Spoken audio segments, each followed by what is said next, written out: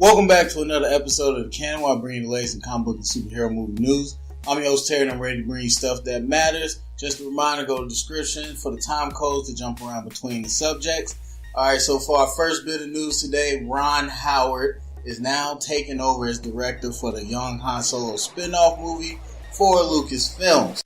I am going to keep this, I guess. No, I'm going to sweep this because first off, the whole situation I think is ridiculous. And the fact that they were able to get Ron Howard a day after announcing Lord and Miller were fired pretty much kind of shows that they were already moving in this direction for a while. I don't think within a day they just turned around that quickly and got somebody that on board, especially after you just had an issue with a director's vision. You telling me within a day you were able to find a director that you believe in their vision and to carry out what you need. So that I don't know, seems a little suspect to me. So I'm not sure that this wasn't something that was already in works. As far as Ron Howard, to be truthful, I haven't seen really any of his movies, but I know of some of his movies, his classics like Cinderella Man, Apollo 13, and Beautiful Mind. So the fact that I know about those movies as a person that likes movies is a big thing, because obviously he made some great movies. But one thing I do know is that his recent stuff hasn't been that good. And I don't know. I never saw anything from him and was like, wow, I need to watch that. Like a Christopher Nolan or a Tarantino or somebody. So not saying he's a bad director, but I don't think this is an inspiring choice. I don't think of Ron Howard when I think Han Solo movie. So I don't know that he's going to bring anything different or exciting, or if he's just going to come in and be Disney, not whipping boy, but Disney's, company man. Say, yes, y'all want to like this? Yes, I can do that. Here's your movie. And at this point, that's probably the only thing Disney and Lucasfilm wants and needs. But for me, it's just, I don't know, uninspiring choice.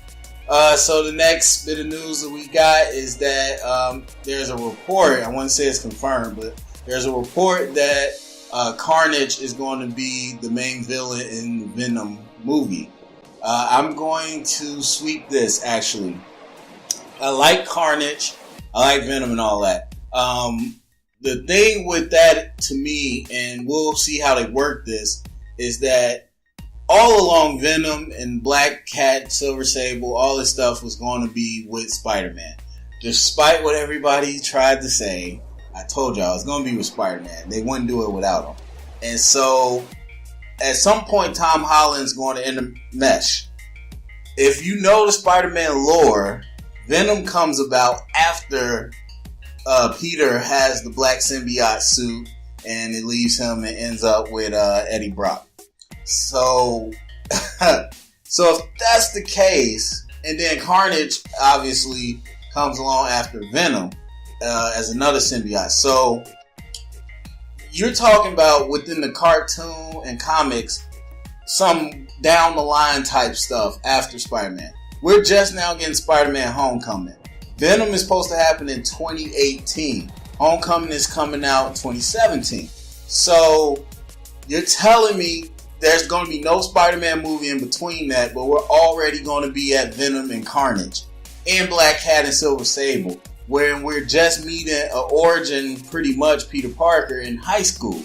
So I'm really curious on how they're going to do this, and I have a theory. My theory is the Venom and Black Cat, all that stuff, is going to be set in the future. And the reason you can do this is because in the future, Peter is not in high school anymore or whatever, so you don't have to show any of that. You really just got to show Spider-Man. And for that, you don't need Tom Holland. You don't need to age him up or anything. You just show a more mature Spider-Man. Boom, there you go. And so that way, you kind of go around using Tom Holland. I don't think he has restrictions in his contract that they can't use him because, again, Sony owns Spider-Man. But even if he does, you don't even have to use Tom Holland. Why would you?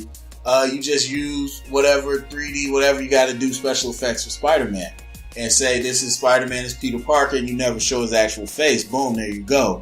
And so then by the time the whole Sony and Disney Marvel deal runs out and you ready to bring Tom Holland full-fledged into the universe, it'll be down the road where you can now use him as an older Spider-Man. So that's my thoughts. That's the only way I can see it being done.